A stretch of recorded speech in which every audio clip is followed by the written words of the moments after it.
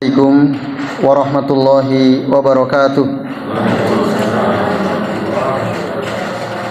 Alhamdulillahi rabbil alamin. Wa bihi nasta'inu ala umuri dunya waddin. Wassalatu wassalamu ala asrafil anbiya'i wal mursalin wa ala alihi wa ashabihi wa man tabi'ahum bi ihsanin ila yaumiddin. Asyhadu an la ilaha illallah wahdahu la syarikalah wa asyhadu anna Muhammadan abduhu wa rasuluh. Allahumma shalli wa sallim wa barik ala Muhammad wa ala ali Muhammad kama barakta ala Ibrahim wa ala ali Ibrahim fil alamin innaka Hamidum Majid. Amma ba'du. Bapak-bapak dan ibu-ibu serta hadirin sekalian, rahimani wa rahimakumullah. Semoga kita semua yang hadir di majelis ini senantiasa dirahmati Allah Subhanahu wa taala. Amin ya Allah ya rabbal alamin. Alhamdulillah Bapak Ibu, meskipun hujan cukup deras ya, atas izin Allah kita bisa datang ke majelis ini, berkumpul di tempat yang mudah-mudahan berkah ini untuk ya thalabul ilmi, menuntut ilmu berkaitan dengan bagaimana tata cara sholat yang diajarkan oleh Nabi Shallallahu Alaihi Wasallam. Pada pertemuan sebelumnya, Bapak Ibu, kita sudah membahas sampai apa, Pak Kris?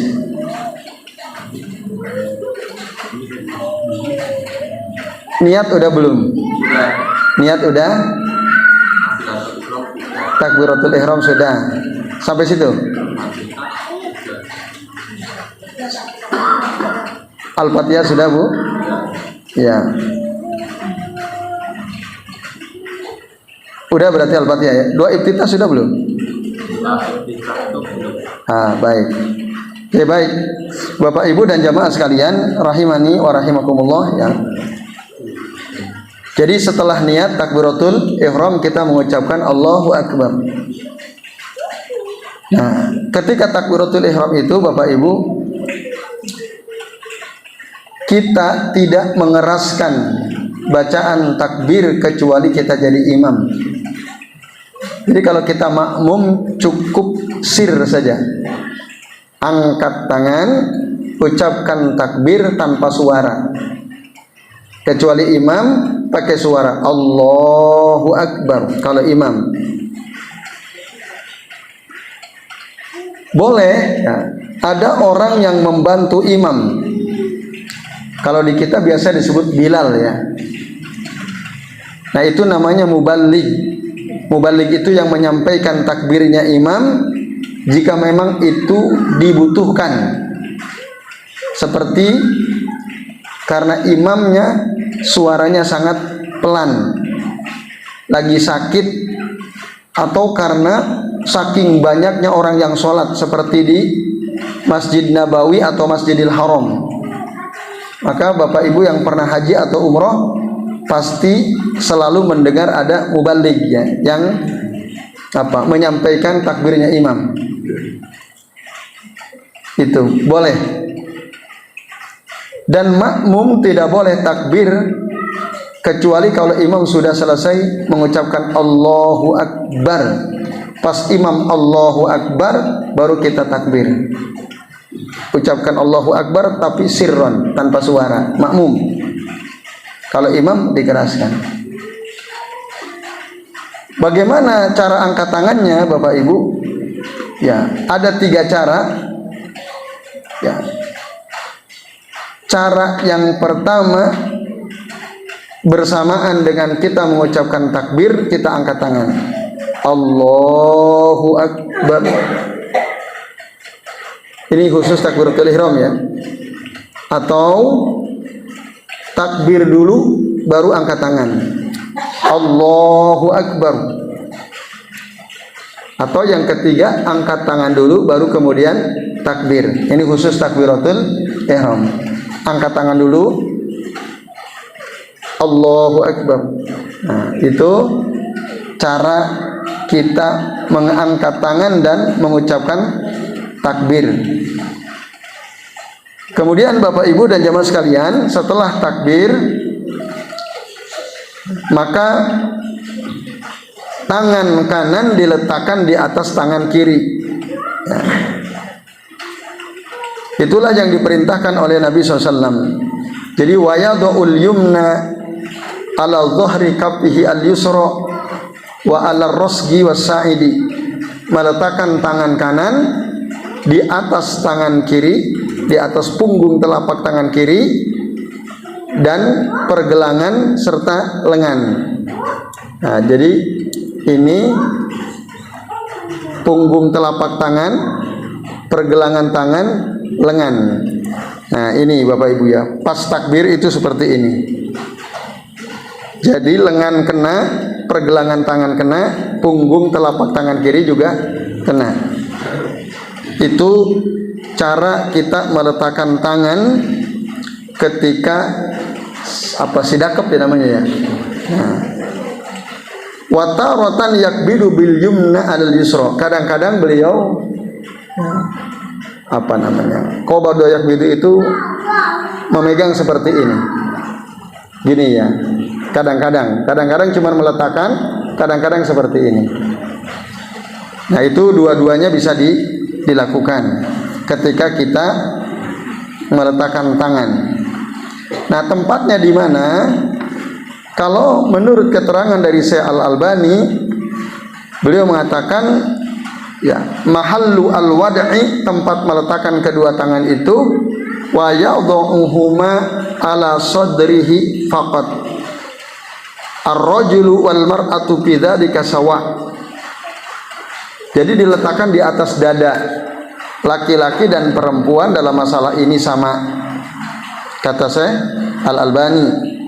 Nah, itu Bapak Ibu dan sekalian. Tapi nanti ulama-ulama yang lain mengatakan bisa juga diletakkan di antara dada dan pusar, di bawah dada, di atas pusar. Itu juga ada riwayat dari Ali bin Abi Thalib radhiyallahu anhu.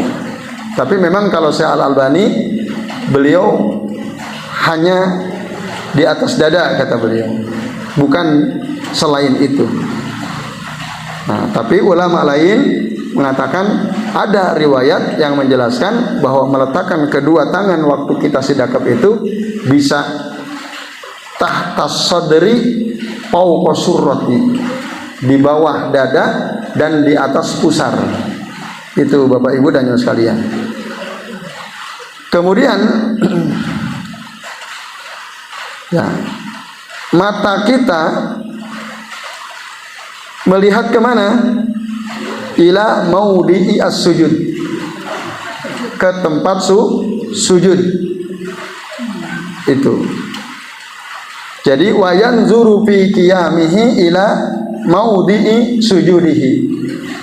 Ketika dia berdiri, maka matanya melihat ke tempat sujud berdasarkan hadis ya, riwayat Imam Al-Baihaqi, Imam Al-Hakim, dikatakan kana Nabi sallallahu alaihi wasallam idza shalla ta'a ra'sahu wa rama bi basarihi nahwal ardi. Rasul itu ketika sholat beliau menundukkan kepalanya. Jadi kepalanya enggak mendongak, tapi menundukkan seperti ini. Ya, wa rama bi basarihi ilal ardi, dan mengarahkan pandangannya ke bawah ya. Dalam hadis yang lain kata, kalau tidak keliru ini riwayat dari Aisyah radhiyallahu anha. Nah, disebutkan bahwa lamma dakhala al-Ka'bata ma khalafa basaruhu maudhi as-sujudihi. Ketika Rasul masuk ke dalam Ka'bah, salat beliau di dalam Ka'bah, pandangan matanya itu tidak ya keluar dari tempat sujudnya. Jadi beliau ketika sholat itu matanya selalu melihat ke tempat sujudnya, hatta kharaja minha, sampai beliau keluar dari Ka'bah. Ini Bapak Ibu dan jamaah sekalian. Nah, kemudian tidak boleh melihat ke atas. Itu la yajuzu an yarfa'a basarahu ila sama. Enggak boleh seperti ini. Bahkan ada ancaman dari Nabi SAW, la yantahiyanna aqwamun yarfa'una absarahum ila sama'i fi shalah aw la tarji'u ilaihim absaruhum. Hendaklah berhenti ya suatu kaum yang mengangkat pandangan mereka ke langit di dalam sholat. Karena apa? Nanti pandangan matanya enggak kembali. Ya, jadi buta kalau kita lihat ke atas. Nah, ini ancaman dari Nabi SAW dalam hadis Sahih Bukhari Muslim. Nah, lalu Bapak Ibu dan jamaah sekalian, ketika kita sholat jangan tengok tengok. Nah, sholat gini. Nah, itu nggak boleh ya. Jadi khusyuk lihat ke tempat sujud. Kalau kita tengok tengok berarti sholat kita dirampas oleh syaitan. Maka kata Nabi, fa idza shallaitum fala taltafitu. Apabila kalian sholat jangan tengok tengok. Nah, itu.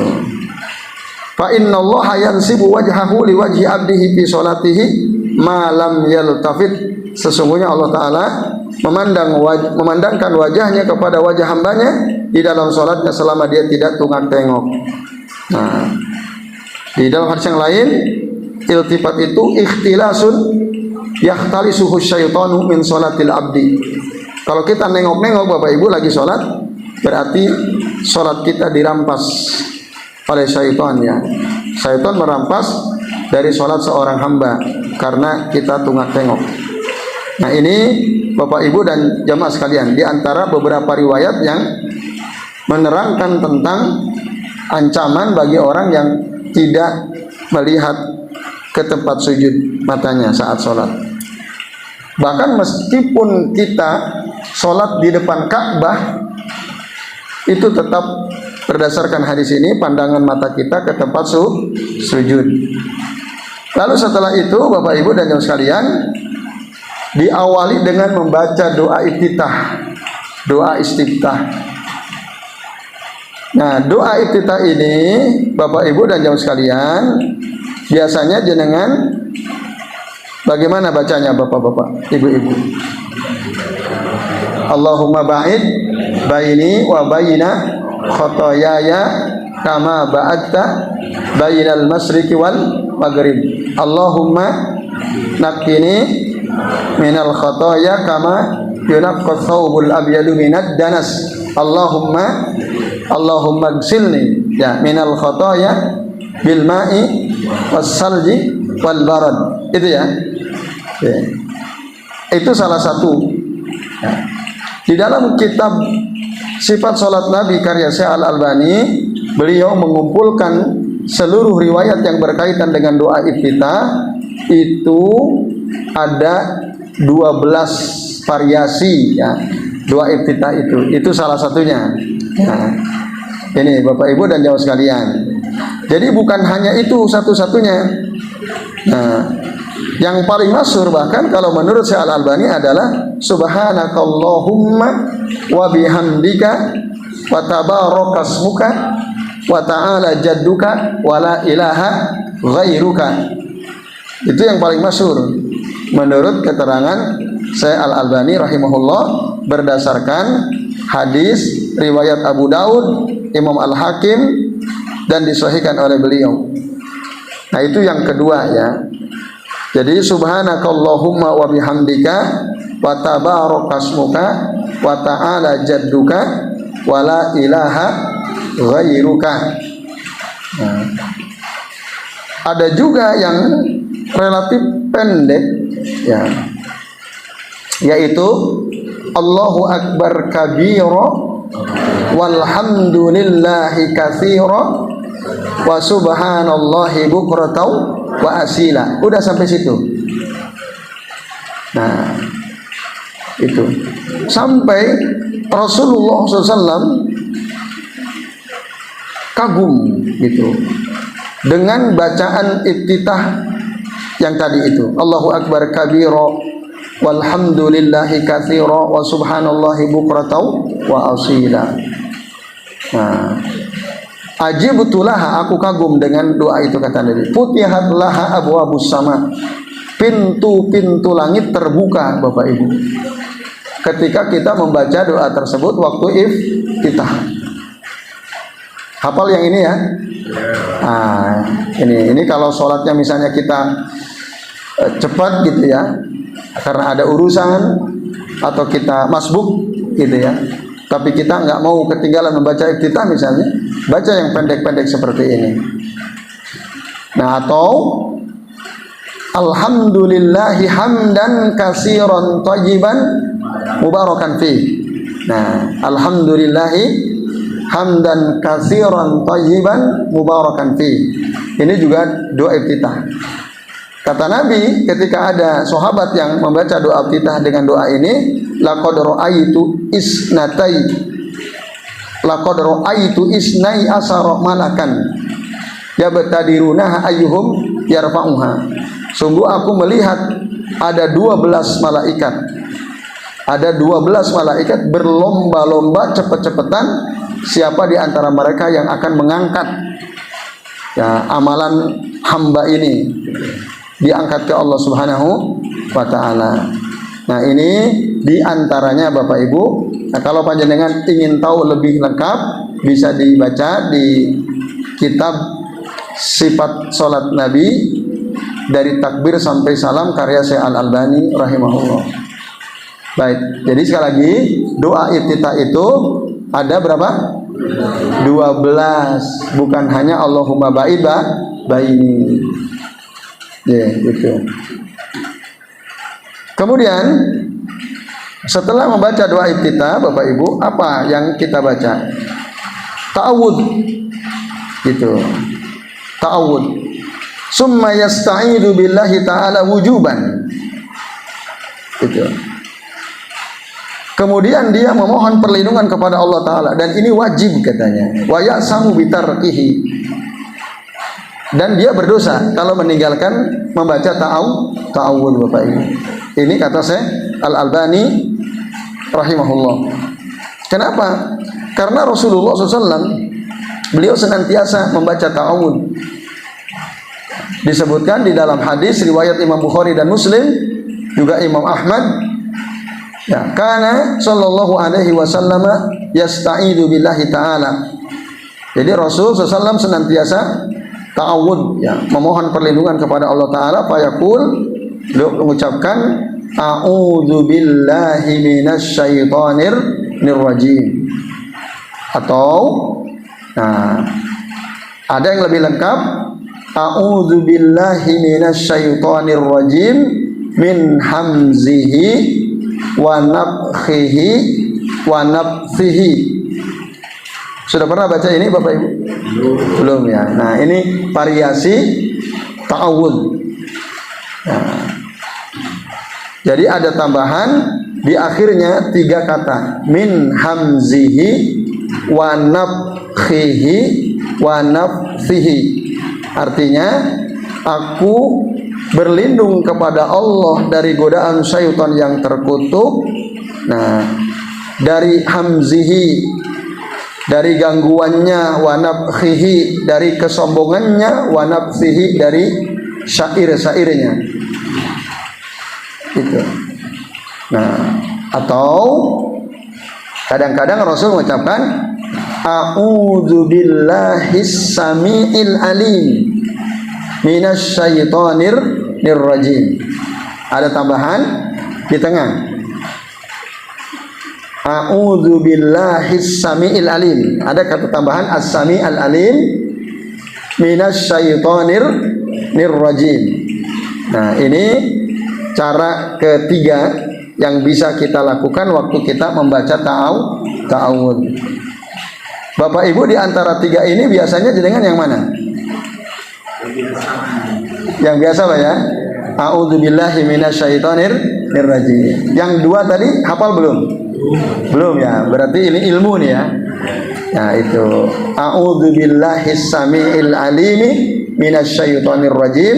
atau a'udzu billahi minasyaitonir rajim min hamzihi wa nafthihi wa nafsihi.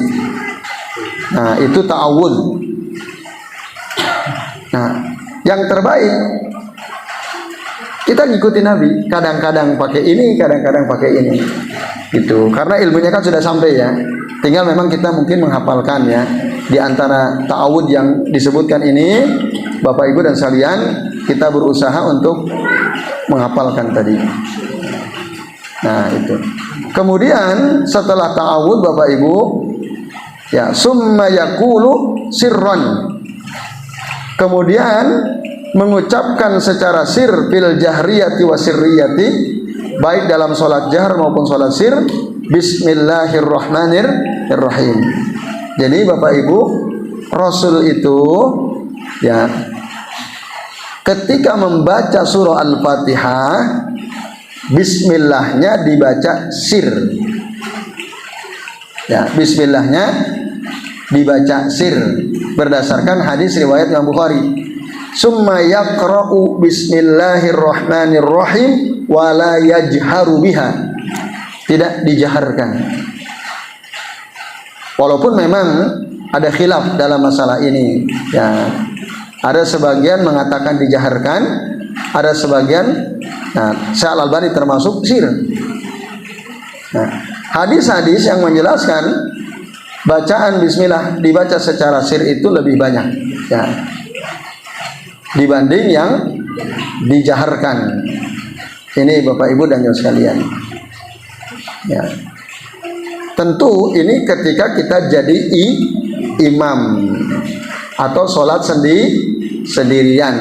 Misalnya sholat maghrib sendiri, isya sendiri, subuh sendiri. Nah, bismillahnya sir. Gitu. Walaupun memang ada ya, sebagian ulama, terutama dari mazhab Asy-Syafi'i, itu dijaharkan gitu. Sampai-sampai ada orang mengatakan kalau imam kok enggak baca bismillah, sholatnya enggak sah katanya. Karena itu bagian daripada suratul Fatihah. Apa cirinya dia enggak baca? Ya enggak kedengeran gitu. Padahal orang yang tidak menjaharkan bismillah belum tentu tidak baca bismillah. Gitu. Saya pernah punya santri ya, dia baru ya 1 bulan lah kurang lebih mondok. Ternyata dia nggak betah, mau pulang, mau keluar dari pondok. Saya tanya, kenapa? Karena saya merasa sholat saya tidak sah. Selama saya sholat di sini, sholat saya tidak sah. Loh, kok kenapa? Karena semua ustadz yang ngimami sholat di sini nggak baca bismillah waktu baca Al-Fatihah katanya. Nggak baca bismillah. Loh, kok antum tahu itu tidak sah dari mana? Ya dulu waktu MTS, waktu saya mondok di sana, kiai saya mengatakan kalau ada imam kok nggak baca bismillah maka sholatnya tidak sah katanya. Oh, saya bilang, antum sudah baca belum hadis-hadisnya? Coba antum baca ya, telaah ada kitab misalnya Ruwaiul Bayan fi Tafsiri Ayatil Ahkam karya Syekh Muhammad Ali As-Sobuni rahimahullah. Di sana dijelaskan mana hadis yang menjelaskan tentang bismillah itu sir dan mana hadis yang dijaharkan. Nah, hadis-hadis yang menjelaskan bahwa bismillah itu sir lebih banyak hadisnya. Maka Syekh Al-Albani beliau mengatakan summa yaqulu sirran fil jahriyati wasirriyati bismillahirrahmanirrahim. Itu sir. Yaitu Bapak Ibu dan sekalian. Kemudian setelah itu membaca surah Al-Fatihah. Nah, cara membacanya, Rasul itu membacanya Bapak Ibu tidak diwasol. Baca Al-Fatihahnya tidak diwasol. Summa yaqra'ul Fatihata yaqta'uha ayatan-ayatan. Itu cara sunnah Rasulullah SAW. Nah, jadi saya baca bismillah sir ya. Baca alhamdulillahi rabbil alamin arrahmanir rahim maliki yaumiddin. Nah, tidak diwasol. Tapi kalau kita banyak diwasol, terutama taraweh ya. Nah, pasti diwasol itu. Bahkan katanya kalau orang baca surah Al-Fatihah satu tarikan napas, wah itu. Nah, hebat itu ya katanya. Enggak, kalau kita kembali kepada sunnah, santai Rasul bacanya, tidak tergesa-gesa. Nah, ini Bapak Ibu dan sekalian. Karena di dalam hadis riwayat Imam Muslim, Bapak Ibu, Allah mengatakan, qasamtu shalah baini wa baina abdi nisfaini. Aku membagi bacaan Al-Fatihah antara diriku dan hambaku itu dua bagian. Nah, wali abdi masa'al, dan untuk hambaku apa yang dia minta. Ini kata Allah Ta'ala dalam hadis qudsi. Wa idza qala al-abdu, apabila si hamba itu membaca alhamdulillahi rabbil alamin, Allah komentari Bapak Ibu, qala Allah Ta'ala hamidani abdi, hambaku memuji aku. Itu makanya Rasul potong-potong. Lalu Allah mengatakan fa idza qala al-abdu wa idza qala al-abdu ar-rahmanir rahim, qala Allah Ta'ala asna alayya abdi, maka Allah berkata hambaku menyanjungku. Nah, kalau kita baca bismillahirrahmanirrahim, ketika kita membaca maliki yaumiddin, qala Allah Ta'ala berkata majjadani abdi, hambaku mengagungkan aku. Nah, kemudian ya di dalam riwayat yang lain, qala marratan fawwada ilayya abdi. Nah, hambaku menyerahkan urusannya kepadaku, kata Allah Ta'ala. Wa idza qala al-abdu iyyaka na'budu wa iyyaka nasta'in, apabila si hamba itu membaca iyyaka na'budu wa iyyaka nasta'in, qala Allah Ta'ala berkata apa? Hadza baini wa baina abdi wali abdi masa'al. Ini antara aku dan hambaku, dan untuk hambaku apa yang dia minta. Jadi pertengahan surah Al-Fatihah itu Bapak Ibu adalah apa? Iyyaka na'budu wa iyyaka nasta'in. Ini pertengahannya. Surah Al-Fatihah itu ada berapa ayat? 7. Berarti ayat tengah, kalau ada 7 ayat itu ayat keberapa? Ayat keempat. 3, tengah 4. Jika iyyaka na'budu wa iyyaka nasta'in ayat keempat, berarti ayat pertamanya apa? Coba hitung. Ayat pertama ya, bismillahirrahmanirrahim, alhamdulillahi rabbil alamin, ar-rahmanir-rahim, maliki yaumiddin, iyyaka na'budu wa iyyaka nasta'in. Loh, kok jadi kelima? Nah, makanya para ulama sebagian mengatakan bismillah itu bukan bagian dari surah Al-Fatihah. Dia itu ayatun mustaqillatun anzalahallahu ya li at-tafsil baina as-suwar fil Quran. Bismillah itu ayat tersendiri yang Allah turunkan untuk memisahkan antara surah-surah di dalam Al-Quran. Itu. Ini hadis sahih Bapak Ibu, riwayat Imam Muslim dalam kitab sahihnya. Nah, itu. Dan ini hadis qudsi, Jadi pertengahan ayat itu ayat keempat yang bunyinya iyyaka na'budu wa iyyaka nasta'in. Berarti ayat pertamanya apa? Nah, alhamdulillahi rabbil alamin. Nah, ini perspektif penting ya yang perlu kita ketahui. Loh, kalau gitu jumlah ayatnya ada berapa dong? Kalau ayat pertama alhamdulillahi rabbil alamin, ayat ada berapa? 7. Berarti iyyaka na'budu wa iyyaka nasta'in ayat keempat ya. Ayat kelimanya apa? Ihdinas siratal mustaqim. Ayat keenamnya siratal ladzina an'amta alaihim. Nah, itu ayat keenam.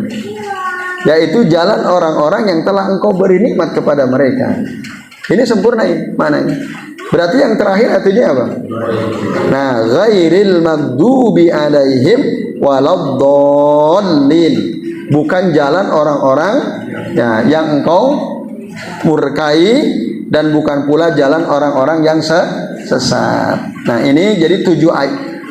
Biasanya kan orang pada umumnya ya, kalau ditanya coba ayat ke-7 dari surah Al-Fatihah bunyinya gimana?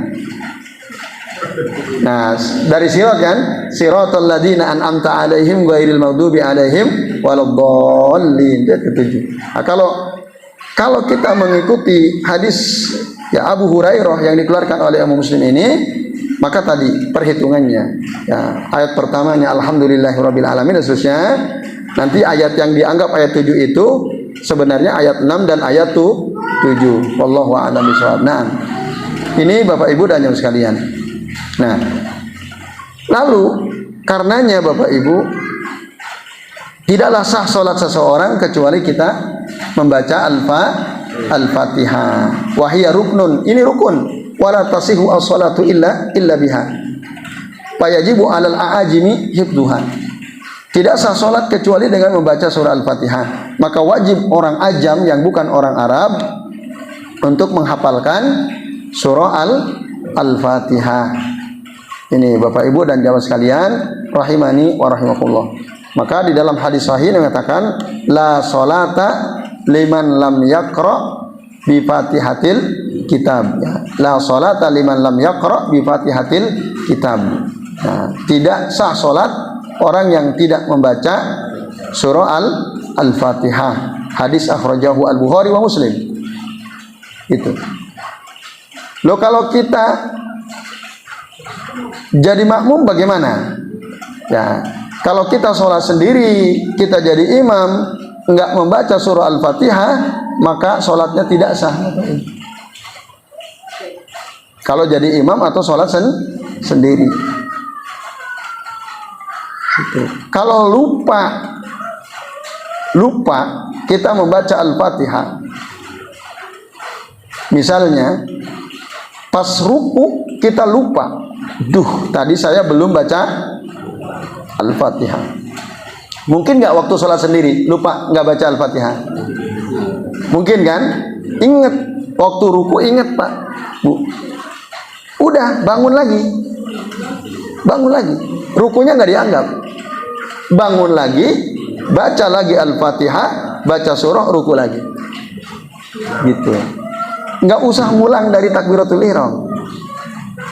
Nggak usah batalin, nggak usah. Lanjut sholatnya, cuma dia bangkit lagi, ya.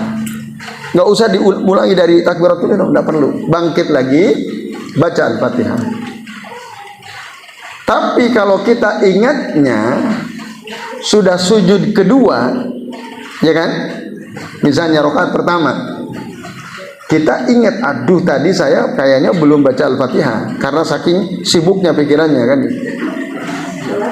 mikirin banyak hal ya. Nah, ingat, tadi saya kayaknya belum baca Al-Fatihah. Gimana caranya? Batalkan atau tidak? Tidak perlu. Berdiri normal seperti biasa, tapi rokaat tadi nggak dianggap, tidak dianggap, gitu. Nggak usah dimulai dari takbiratul ihram. Tidak dianggap berarti kita rokaat yang harusnya kedua itu jadi rokaat pertama lagi. Berarti kalau kita sholatnya maghrib, jadi berapa rokaat akhirnya? 4. Nah, nanti sujud sahwi karena nambah rokaat. Tapi kalau lupa Al-Fatihah tidak bisa diganti dengan sujud sahwi, tidak bisa Bapak Ibu. Ya, karena dia rukun. Yang rukun itu nggak bisa diganti dengan sujud sahwi. Ya, baik, itu Al-Fatihah. Terus Bapak Ibu, kalau kita jadi makmum, ada pengecualian, kita boleh tidak membaca Al-Fatihah saat kita masbuk imam ruku. Imam turun ruku, kita baru datang, kita mendapatkan ruku bersama imam. Karena dalam hadis Nabi dikatakan man adraka raka'atan faqad adrakas shalah. Barang siapa orang yang mendapatkan ruku, maka dia sudah mendapatkan sholat sempurna. Imam rakaat pertama ruku, Allahu Akbar, kita datang ikut ruku. Imam ruku, kita ikut ruku. Kita baca doa ruku, Sami Allahu liman hamidah, kita bangkit. Imam salam, kita salam atau tidak? Salam, sempurna. Loh, kita belum baca surah Al-Fatihah, itu boleh dalam keadaan masbuk gitu. Kalau tidak masbuk, ya kita jadi makmum. Sebagian ulama, di antaranya Abu Hanifah rahimahullah, kalau sholatnya jahar, maka kita tidak perlu membaca, cukup mendengarkan imam. Karena di dalam Al-Quran ada ayat berbunyi, wa idza quri'al Qur'anu fastami'u lahu wa ansitu la'allakum turhamun. Apabila dibaca Al-Quran, nah, fastami'u lahu, maka dengarkanlah, wa ansitu, dan diamlah, la'allakum turhamun, supaya kalian diberi rahmat oleh Allah Subhanahu wa taala. Nah, itu dalilnya berdasarkan surah Al-A'raf ayat 204. Kata Abu Hanifah rahimahullah, jelas perintahnya. Ya, kalau Al-Qur'an dibacakan, dengerin, diem. Nanti kita semoga diberi rahmat oleh Allah Subhanahu wa taala. Nah, tapi sebagian ulama yang lain ya tetap baca, baik jahar maupun sir. Kalau Abu Hanifah jahar nggak baca, kita sebagai makmum nggak baca, tapi pas sirnya, misalnya sholat isya ya, di rakaat pertama dan kedua kita nggak perlu baca, cukup dengerin dasarnya ini. Baru nanti di rakaat ketiga dan keempat kita baca, kita makmum baca Al-Fatihah, karena dalil tadi, la sholata liman lam yaqra bi Fatihatil kitab. Nah, sementara jumhur, mayoritas ulama mengatakan Al-Fatihah itu ya harus dibaca, ini rukun, meskipun dia sebagai makmum. Kalau memang ada kesempatan, jangan ditinggalkan, karena jelasnya hadis Nabi tadi. Dan ini berlaku umum, baik imam, orang yang sholat munfarid sendirian, maupun orang yang sholatnya jadi makmum. Kalau enggak, resikonya nanti tidak sah sholatnya. Ini Bapak Ibu dan Ibu sekalian. Nah, kalau begitu kapan dong kita bacanya? Gitu ya. Kita kan makmum nih, kita sholat jamaah. Bacanya Bapak Ibu setelah imam selesai. Jadi imam selesai, waladhdallin, amin. Nah, setelah amin, kita sebagai makmum mulai membaca suratul Fatihah. Loh, kan imam lagi baca surah yang lain. Iya, nggak ada masalah, kita baca. Nah, Syekh Al-Albani beliau mengatakan begini di dalam kitabnya ini. Nah, jadi beliau mengatakan, wa yajibu 'alal muqtadi an yaqra'aha wara'al imam fi sirriyati wa fil jahriyati aidan. Wajib orang yang makmum membaca surah Al-Fatihah di belakang imam, baik dalam sholat sir maupun sholat jahar juga. Bahkan walaupun dia tidak mendengar bacaan imam. Au sakata hadza ba'da faraghihi min hasaktatan, atau imam diam sebentar setelah membaca waladhdallin amin, diam sebentar untuk apa? Memberi kesempatan kepada makmum membaca suratul Fatihah, liyatamakkana fihal muqtadi min qiraatiha. Gitu. Tetapi beliau katakan, wa in kunna naro anna hadha sukuta lam yasbut fi sunnah. Walaupun memang tidak ada dalilnya gitu. Kalau imam setelah waladhdallin amin, diam dulu, kasih makmum kesempatan untuk membaca Al-Fatihah. Nah, diamnya imam ini nggak ada dasarnya memang. Nah, maka dengan demikian ya tidak perlu imam waladhdallin amin langsung baca surah. Nah, ketika imam baca surah, kita sebagai makmum baca surah Al-Fatihah. Gitu Bapak Ibu. Insya Allah keburu. Kalau sholat jahar insya Allah keburu. Nah, nanti setelah kita rampung, baru kita dengarkan lagi bacaan imam ketika dia masih membaca surah gitu. Kalau sholat sir Bapak Ibu, pernah nggak jenengan waktu baca Al-Fatihah belum rampung imam udah ruku duluan? Pernah atau sering? Sering Pak ya. Gimana tuh caranya? Nah, caranya Bapak Ibu, kalau toh memang kita misalnya baru Maliki Yaumiddin, imam Allahu Akbar ruku, kita selesaikan atau udah kita ikut ruku? Ikut ruku. Enggak selesai, enggak ada masalah. Karena kita sebagai makmum gitu. Karena makmum itu disuruh oleh Nabi untuk segera mengikuti imam. Fa idza raka'a farka'u. Apabila imam ruku, segera ruku. Itu kata Nabi SAW.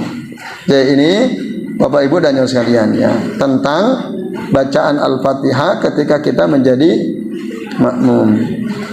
Nah, dan ini wajib dibaca di setiap rakaat. Kemudian Bapak Ibu dan yang sekalian ya, setelah selesai membaca Al-Fatihah, membaca surah gitu ya, membaca surah. Nah, bacaan surah setelah Al-Fatihah ini ya bebas sesuai dengan apa yang kita hafal ya. Faqra'u ma tayassara ma'aka minal Qur'an. Bacalah apa yang mudah ya bersamamu dari Al-Qur'an. Surah apa saja yang kita kira-kira hafal dengan baik, maka baca itu. Jadi yusannu an yaqra'a ba'dal Fatihati suratan ukhra. Disunnahkan untuk membaca setelah surah Al-Fatihah surah yang lain. Bahkan dikatakan hatta fi sholatil janazati. Bahkan dalam sholat jenazah pun Bapak Ibu ya, itu boleh membaca surah setelah Al-Fatihah. Kalau kita kan pada umumnya tahunya takbir pertama Al-Fatihah, takbir kedua sholawat, takbir ketiga Allahumma gfir lahu ya, takbir keempat apa? Allahumma la tahrimna ajrahu gitu ya. Nah, hampir jarang kita mendengar orang yang ya mengatakan bahwa setelah takbir pertama sholat jenazah Al-Fatihah dan surah. Semua orang pada umumnya mengatakan Al-Fatihah saja, padahal boleh membaca surah. Nah, itu juga disebutkan ya oleh Syekh Mustafa Al-Adawi atau Syekh Sa'id bin Wahab Al-Qahtani ya, dalam kitab Ahkamul Janaiz disebutkan dalilnya bahwa ada bacaan surah setelah Fatihah waktu sholat jenazah. Nah, Bapak Ibu dan jamaah sekalian, kemudian ya disunnahkan memperpanjang bacaan, tapi tidak boleh lebih panjang daripada bacaan Nabi SAW, terutama di dua rakaat pertama. Nah, as-sunnatu itolatul qiraati fi raqatil ula. Yang sunnah itu memperpanjang bacaan di rakaat pertama. Ya. Bahkan aktsar minas tsaniyati. Lebih banyak dibanding pada rakaat kedua gitu. Jadi kalau kita baca surah ya, jangan sampai bacaan surah di rakaat kedua itu lebih panjang daripada rakaat pertama. Kan ada itu, rakaat pertamanya baca surah inna a'tainakal kautsar fasholli li rabbika wanhar inna syani'aka huwal abtar. Allahu akbar. Rakaat kedua ara'aital ladzi yukadzibu biddin fadzalikal ladzi yad'ul yatim. Panjangan mana? Nah, Al-Maun kan? Itu jangan. Nah, jadi yang paling panjang itu rakaat pertama. Itu Bapak Ibu. Nah, jadi tadi wasunnatu itolatul qiraati fir raqatil ula aksar minas tsaniyah. Itu. Dan wa ayyaj'alal qiraatal fil ukhrayaini aksar minal ulayaini qadra nisab. Dan hendaklah bacaan surah di 2 rakaat terakhir kalau isya misalnya atau zuhur atau asar itu aksar minal ulayaini, lebih pendek daripada bacaan di 2 rakaat pertama. Jadi kalau rakaat pertama ya sholat isya misalnya, rakaat kedua, rakaat pertama katakanlah baca surah Al-Asy-Syams ya. Rakaat kedua misalnya Al-Lail. Nah, rakaat ketiga usahakan lebih pendek. Kalau bisa setengah panjangnya. Nah, berarti di rakaat ketiga baca surah-surah yang pendek-pendek. Misalnya apa? Al-Asr gitu ya. Atau yang lain lah yang kira-kira lebih pendek. Nah, ini Bapak Ibu dan sekalian ya. Tentang ya, tata cara bacaan surah setelah Al-Fatihah. Kemudian Bapak Ibu dan jamaah sekalian rahimani wa rahimakumullah, ruku. Nah, setelah selesai baca surah ruku. Fa idza farigo minal qiraati sakata saktatan latifah bimiqdari ma yatarada ilaihi nafsuhu ya. Apabila selesai membaca surah, diam sebentar ya, kira-kira sampai nafasnya normal ya.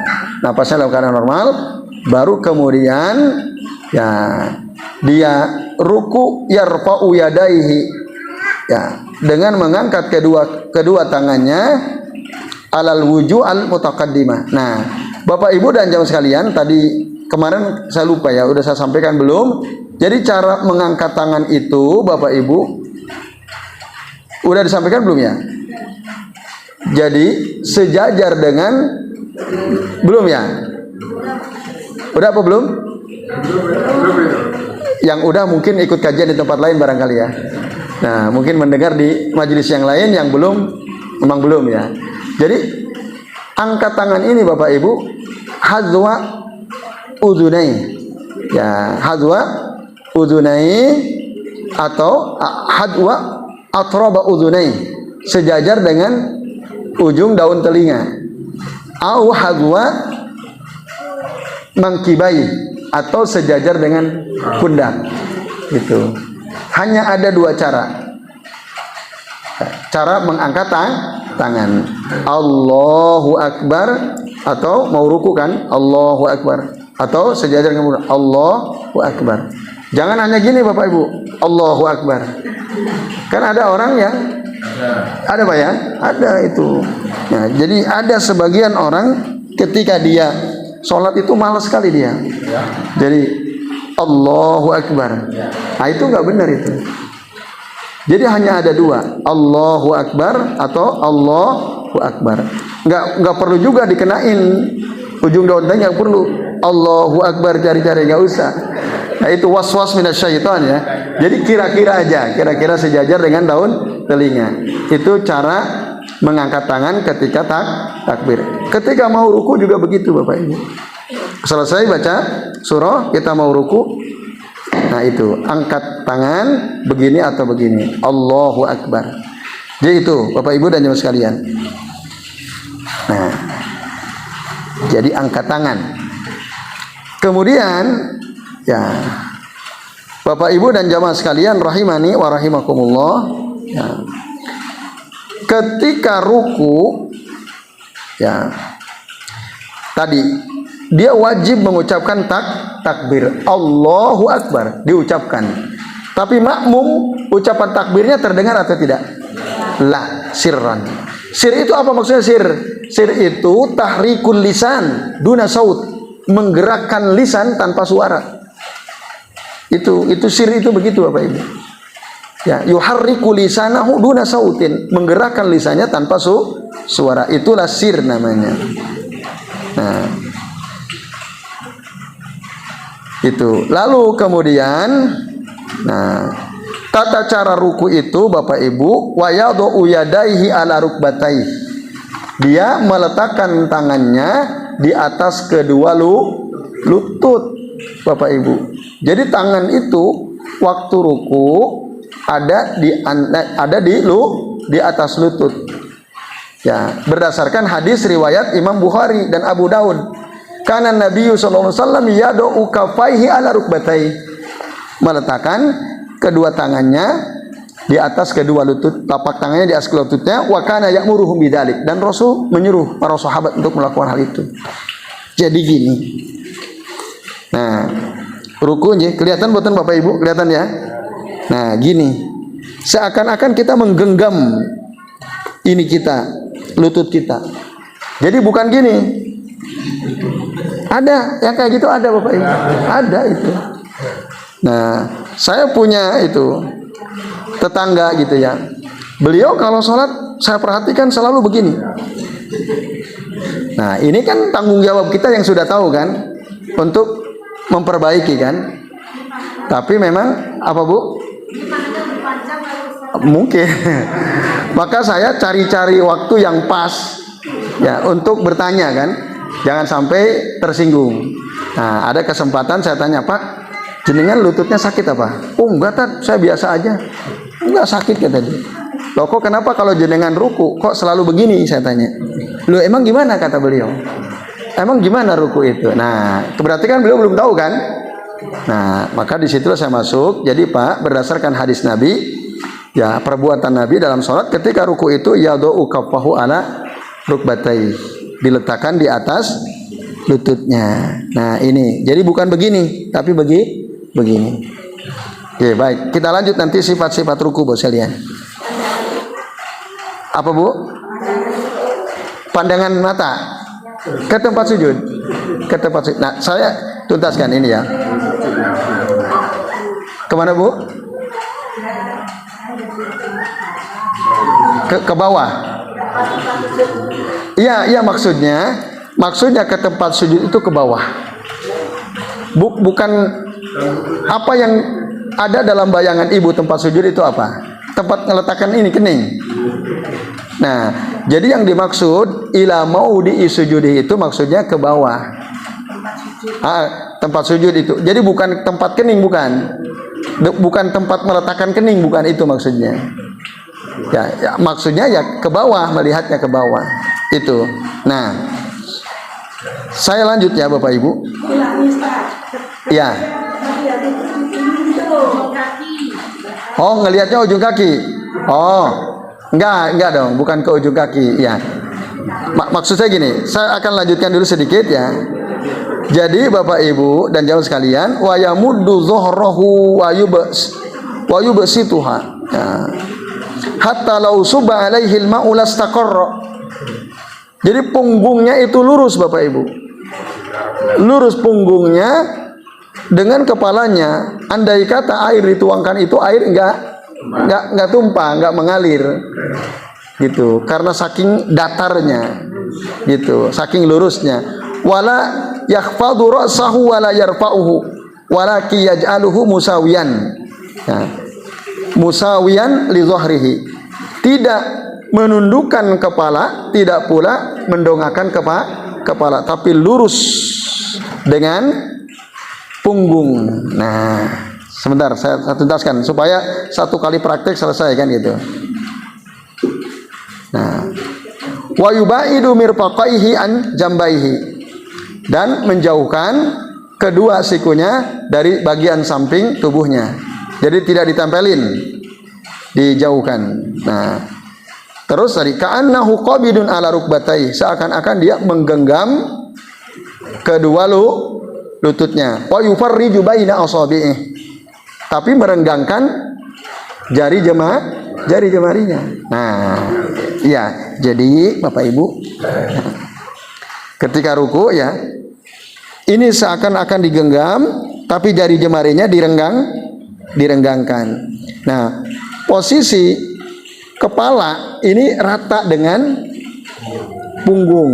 Nah, pandangan ke bawah. Kalau kita mandang ke kaki, pasti lebih rendah kan? Maka itu nggak boleh.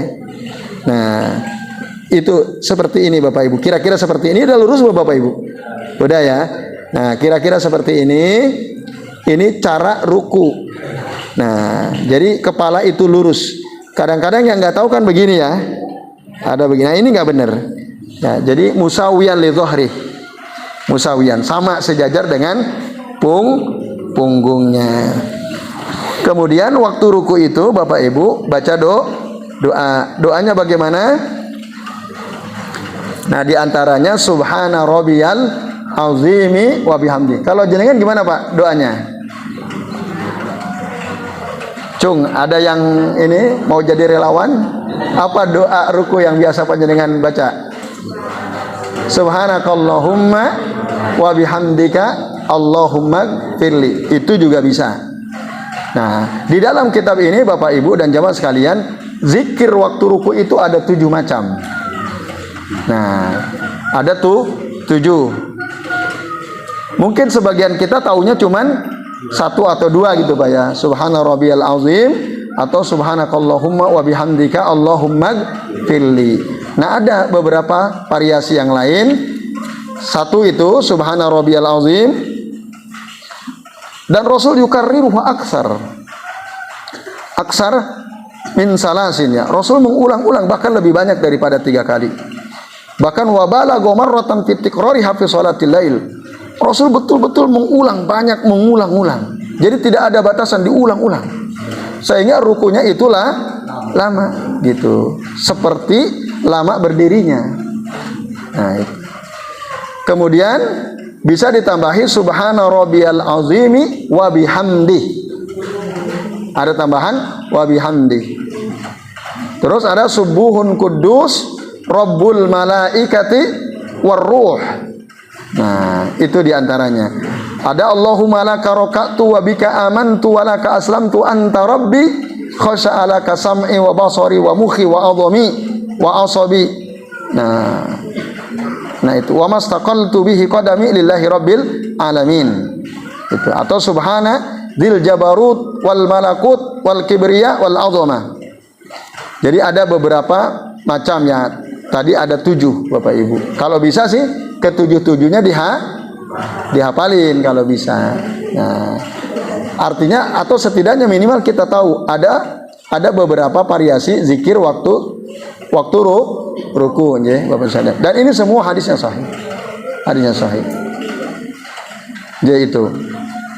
Kemudian wa kana sallallahu alaihi wasallam yaj'alu ruku'ahu wa qiyamahu ba'da ruku' wa sujudahu wa jilsatahu baina sajdataini qariban minas sawa. Rasul itu menjadikan rukunya, i'tidalnya, sujudnya, duduk di antara sujudnya lamanya hampir sama. Nah, sementara tadi rukunya itu hatta kana ruku'uhu qariban min qiyamihi. Sampai-sampai rukunya Rasul itu hampir sama lamanya dengan berdirinya. Padahal Rasul itu kalau sholat malam bacaan surahnya Al-Baqarah, An-Nisa, Ali Imran. Coba bayangkan bagaimana lama rukunya beliau sallallahu. Nah, gitu. Nah, itu diulang-ulang. Maka tadi balagha marratan fi tikrariha. Gitu. Coba Bapak Ibu, kalau kita sholat rukunya hampir sama enggak lamanya dengan berdirinya? Jauh. Ya, harusnya berusaha ya setidak-tidaknya hampir sama, setidak-tidaknya. Gitu. Begitu juga nanti tidalnya, begitu nanti sujudnya. Ya. Betul Pak. Diulang. Bebas. Yang kira-kira hampir sama dengan lama berdirinya Pak. Misalnya gini Pak. Diprotes sama makmum. Makmum yang protes pasti belum tahu ilmunya kan. Kalau yang udah ngaji kayak gini kan nggak tahu kan. Nah, kalau belum ngaji pasti protes. Pas salam tinggal sendiri. Tahu-tahu pas salam hilang maunya. Bapak Ibu dan jamaah sekalian, memang ada hadis dari Nabi. Ada 3 golongan orang yang sholatnya itu nggak diterima oleh Allah Ta'ala, nggak naik ke atas. Siapa salah satunya? Imamu qaumin wa hum lahu karihun. Imam suatu kaum dan kaumnya benci kepada si imam itu, maka salat si imam itu tidak akan diterima, tidak akan naik ke atas. Itu. Tapi ingat, yang dimaksud kebencian makmum kepada imam itu kan macam-macam. Benci karena sentimen urusan pribadi, ya kan? Benci karena ini orang bacaannya aja nggak beres kok jadi imam, mungkin kan? Al-Fatihah aja nggak beres kok mau imam jadi imam. Nah, kebencian seperti itulah yang menyebabkan sholat si imam tidak akan naik ke atas. Kasihan tuh. Makanya imam kalau nggak bisa, nggak usah maksain jadi imam. Ngeri nanti. Akibatnya sholat kita nggak akan naik. Dari benci itu ada berapa orang? Kalau cuma yang satu orang yang benci apakah? Iya, itu sudah cukup kebencian makmum. Nah, tapi kalau bencinya, jadi kebencian yang itu masru namanya, sesuai syariat ya. Bapak Ibu, kalau ada makmum benci sama imam karena bacaan imam nggak beres, ini sesuai syariat atau tidak? Iya kan? Jadi kebencian makmum kepada imam karena bacaannya nggak beres, ini benar nggak kebenciannya? Kebenciannya benar atau tidak? Betul. Nah, tapi kalau makmum benci kepada imam gara-gara imam menjalankan sunnah Rasul, tadi kalau sunnah Rasul rukunya hampir sama dengan berdirinya, iya kan? Nah, lalu kita sebagai imam mempraktekkan itu, berarti kita melakukan sunnah kan, sesuai dibenci sama makmum itu aman, tidak akan ada pengaruhnya, gitu. Jadi bapak-bapak yang jadi imam santai aja. Yang penting kita berusaha menjalankan sunnah. Dibenci oleh paling mungkin resikonya, wah ini kalau Pak Kris yang imam gak usah. Nah, mungkin paling gitu kan. Nah, ya ini emang nanti perlu ilmu ya, perlu ilmu kayak seperti ini. Kalau ilmunya belum sampai, pasti menggerutu kan. Tapi kalau ilmu udah nyampe, kira-kira kita menggerutu nggak Bapak Ibu? Insya Allah tidak. Ya contoh lain misalnya sujud. Kan jelas hadisnya, aqrabu ma yakunu al-abdu ma'a rabbihi wa huwa sajidun fa aksiru ad-du'a. Keadaan terdekat seorang hamba dengan Allah tuh hanya waktu dia